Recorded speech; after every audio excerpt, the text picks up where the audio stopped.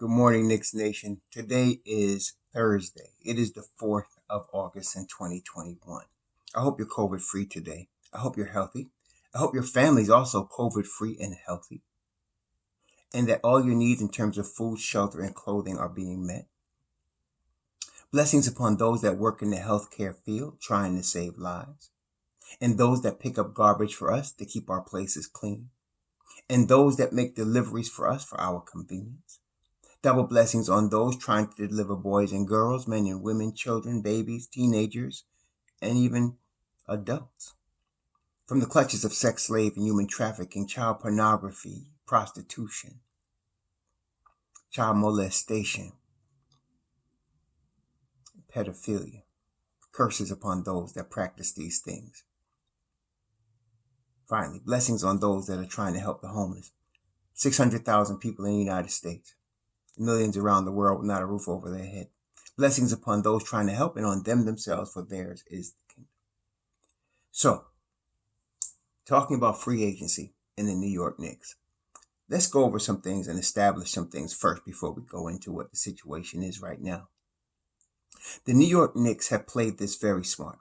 In spite of the haters, both so-called Knicks fans and the media, the Knicks have played this extremely smart. They're looking for low-cost options. They're looking for continuity and flexibility. These things are not easy to produce in the NBA. Something's got to give usually. So, for example, if you're looking for a low-cost option, you're usually not a playoff team.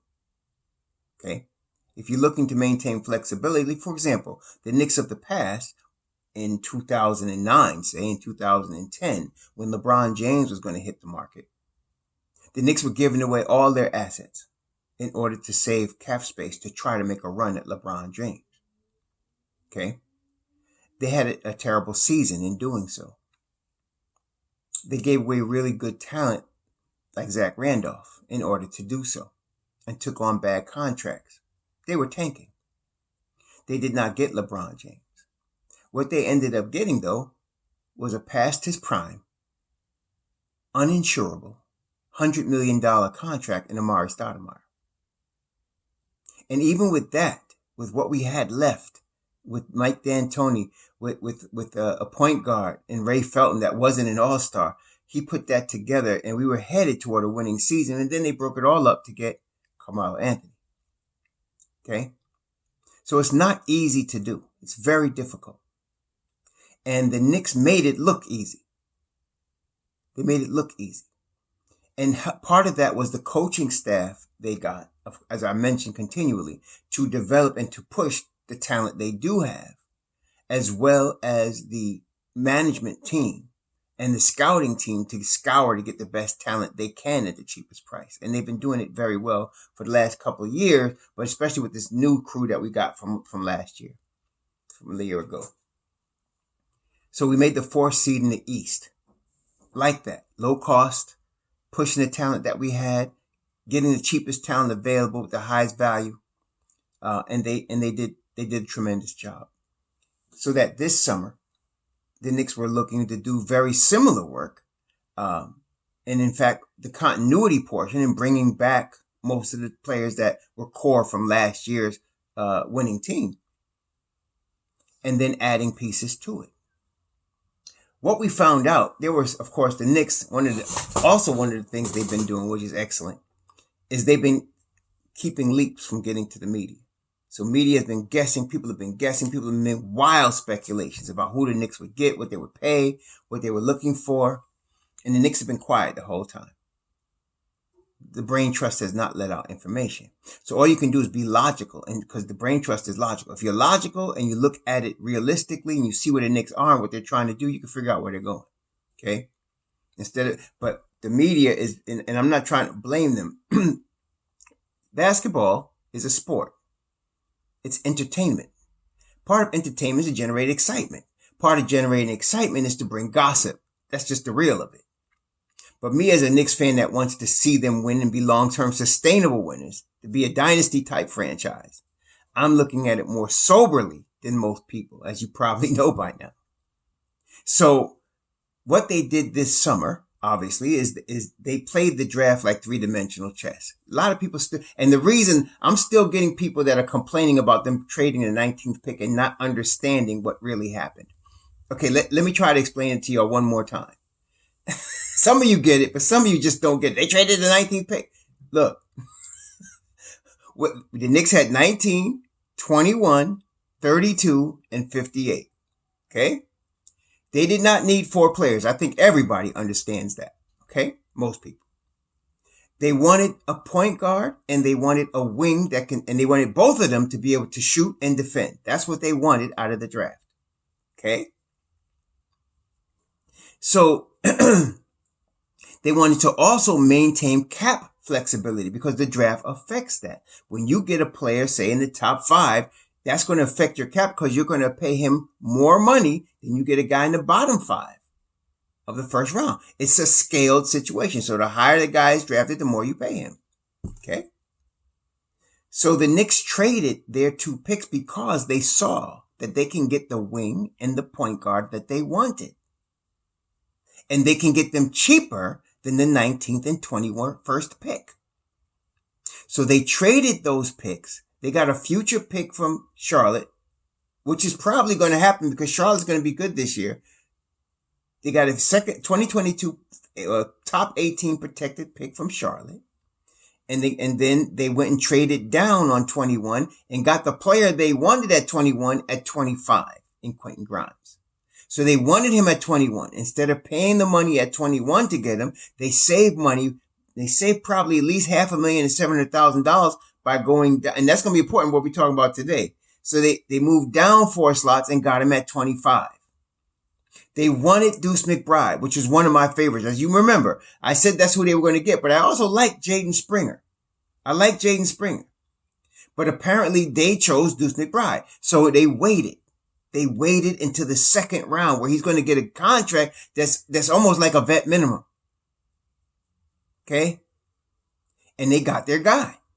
So they, instead of paying $5.5 million for the same 2 players, then they get those same 2 players for $4.5 million and they saved about $1 million. That's how you do the game on the chess level. I know it's hard for you to understand, but they didn't just trade away the 19th pick for nothing. They traded away the 19th pick for Deuce McBride to get him cheaper. Okay? So that's how they've been playing the game. And I'm seeing now that because a lot of Knicks Nation are just emotionally, running with this thing because it is entertainment, they don't understand the nuances of what Leon and Perry are doing. They're playing chess, y'all. And so they're getting what they want cheaper. And they're doing the same thing in free agency. So they had $50 million in cap space. But because of how they did the draft, that $50 million went up to $53 million. Okay? Now here's where we are. The Knicks, and this is what we know now. The Knicks never intended to start Derrick Rose at the point guard, which I told you I wasn't interested. I didn't want to do that because Derrick Rose, as good as he is, and he could start, we don't want to, take a chance on getting him hurt by playing him heavy minutes at the point guard when we need him for the playoffs. Okay. So you want him coming off the bench. That's one thing we know. And as it turns out, the Knicks didn't want to do that either because they're still looking for a point guard. And we all thought there might be another move coming because of the way they set everything up. Number 2, they did not want to start Emmanuel Quickley at point guard. Now, I still think Emmanuel Quickley might be able to start at point guard, and they still may have to do that. They don't want to start Derrick Rose. They want him to come off the bench, as they should. And so they're trying to get a point guard. They were trying to get a point guard, either a veteran that could get them far now for 2 years, like Lowry or CP3, or a low-cost option. We talked about this. So as we know now, Lowry wanted to go, and I said this. I said there were 2 teams that were going to get Lowry. It was either going to be New York or Miami. And it became Miami. Okay? CP3 really wanted to stay in Phoenix. But even if he was thinking about it, the owner came out the bag for him. And we knew the owner was cheap, but he ended all speculation, $120 million over 4 years for a guy that contract's going to go past 40, past 39. So we weren't going to do that. Okay. So that eliminated the high cost, low short term option. Now you're going to the low cost option. Apparently they did reach out to Kendrick Nunn. They looked at Kendrick Nunn, but Kendrick Nunn decided to take less money to try to win the ring with LeBron in LA. Okay? You can't, like I said, it's not up to the Knicks. The Knicks could do their job. They can bring the money to him, and they did. But he decided he wanted the ring. Okay. That was that. So now, their options were limited. As it turns out, they never looked at Spencer Dinwiddie. I know some of y'all likes Dinwiddie. I never really did. That's why I never did anything on Dinwiddie. I was not high on Dinwiddie. But the Knicks are not only smart, but they're cautious, which is why they did not draft Jared Butler. They're very cautious, okay?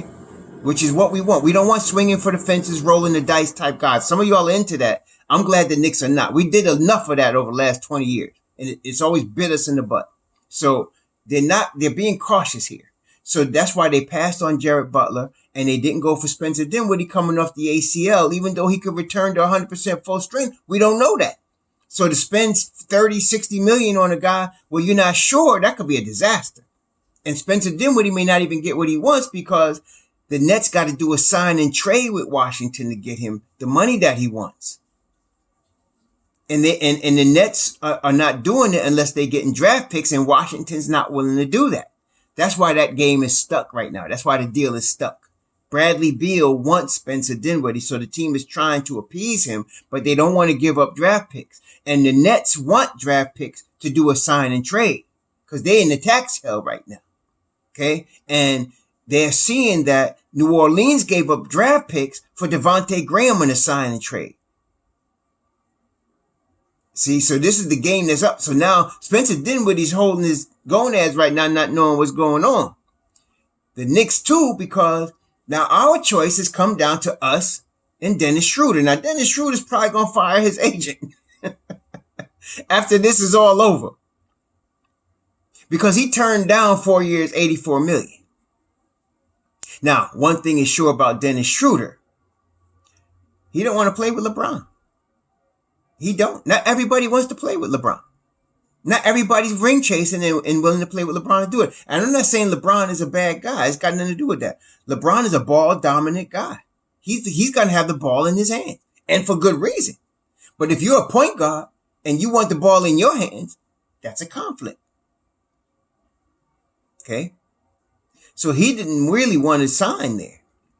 Really. And he thought he can get his money open market. And he went crazy asking for $25 million a year. And the money's dried up. Now, it's really come down like you're at a party. Some of y'all been in this situation. You see a girl sees you. You ain't ask her to dance. She ain't approach you. All night, you've been just looking at each other across the room. It's almost the end of the party and people are leaving. Now it's just you and her. And you got to make the move. Now the Knicks got to make the move, but Dennis Schroeder wants $20 million. Problem is, this is what we got. The Knicks, because of how, and I don't want to go into the complications of it, but let's make it simple. Because of the Derrick Rose contract, the Knicks have about $9 million in cap space right now. 8.8 is what I heard. But let's just call it $9 million. So they got $9 million in cap space. Okay? You know, Dennis Schroeder's going to want more than that, obviously. 28 years old in his prime. He wants as much money he can get.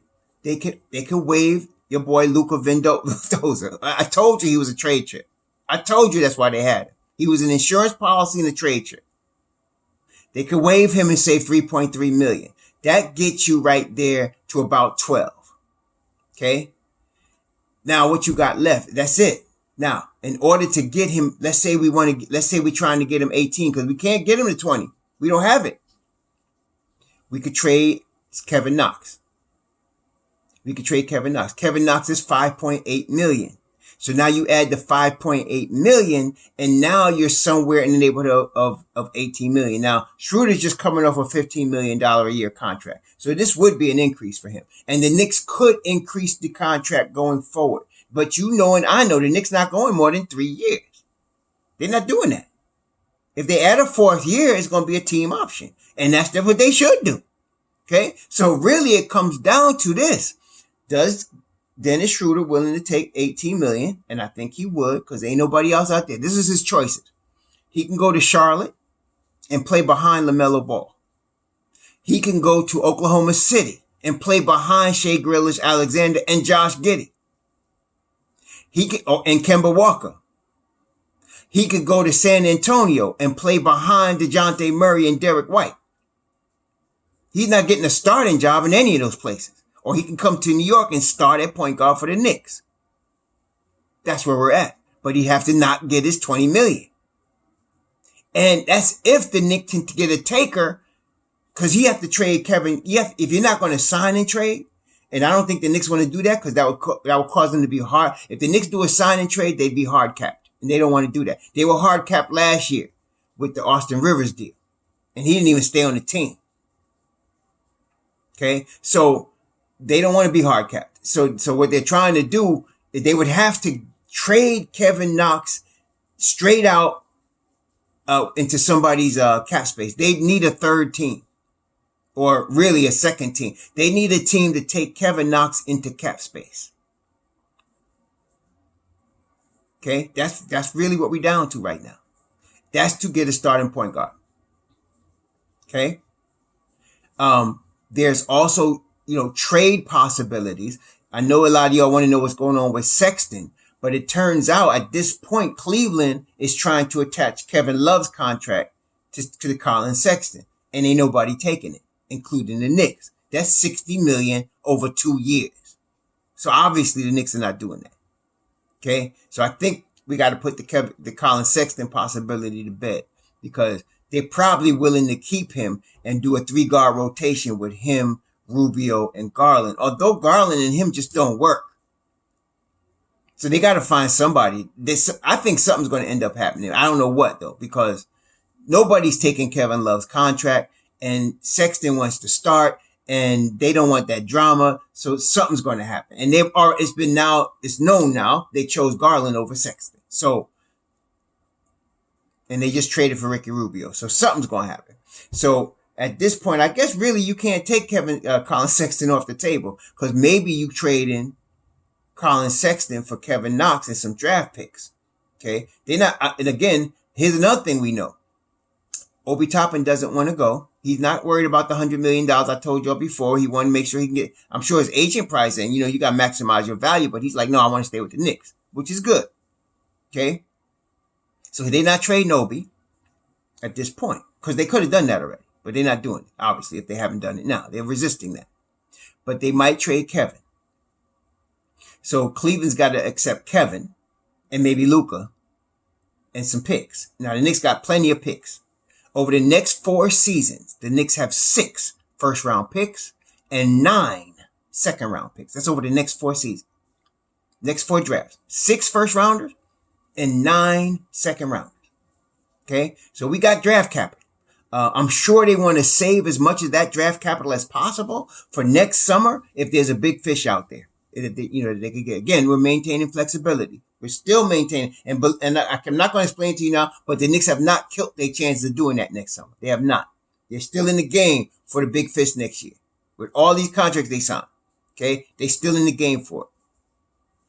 But they need to have that draft capital so they can send some of that capital out if they were going to get a Colin Sexton, but not as much, So there's put it this way, there's negotiations going on. And what is coming down to right now is Colin Sexton, really, but probably not, or Dennis Schroeder, which is more likely. That's what it's coming down to right now. Colin Sexton or Dennis Schroeder. They're trying to probably work out a deal to see what the money's going to be. And that's what it's coming down to. It's down to the money right now. So we're looking at Dennis Schroeder or Colin Sexton. And Sexton, I mean, like I said, I don't know what Cleveland's going to do. I don't trust their management. I really don't trust their management at all. I mean, the whole reason they're in this situation is they signed Kevin Love to $120 million when they had no business doing that. And so, yeah, that's why they're in this situation. But the Knicks are playing this smart. And so either we're going to get a trade for Colin Sexton or we're going to get Dennis Schroeder. But I want to tell you what, it looks like Luka Vildoza and probably Kevin Knox are going to be part of whichever deal they do. probably going to be part of whatever deal they do right here, because that's what you got to do right now. They don't want to start Derrick Rose. They'd rather not start IQ. If I had to choose, even though Rose is a better starter, I'd rather start quickly to preserve Rose. And then you'll be forced to really put McBride in the rotation off the bench with, Rose at that situation. I don't think, and again, that's also showing me, of course, we already know Tibbs does not like to start rookie point guards. He's trying, and the reason he doesn't do it is because the point guard, as you all aware in New York, very important part of a championship team is the point guard, right? So Tibbs is always looking to win. He's not looking for next year. He's looking for now. Okay. He's always pushing to try to win the championship. Believe it or not, anytime he steps on the court, that's what he's doing. So he's not going to, you're not going to win a championship. You're not going to get the Eastern Conference Finals. I mean, the likelihood of doing that with a rookie point guard is small, so he don't want to do that.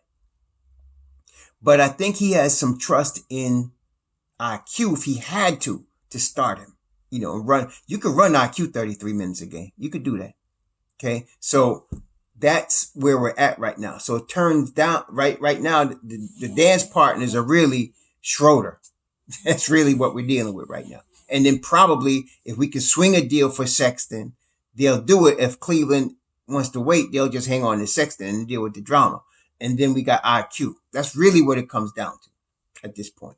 Okay. And so I'm thinking the odds are it'll be Schroeder. They're going to have to come to a compromise. Schroeder's going to have to compromise on his number, and the Knicks are going to have to make a deal to try to, to compromise with him. And so, the number is up, it's going like this. It's like years and money. I mean, that's what we're dealing with right here. Schroeder's looking for guaranteed money for probably 4 years, and the Knicks are not looking to do 4 years for anybody. The longest contract we got right now is 4 years, and that 4th year is a team option with Evan Fournier.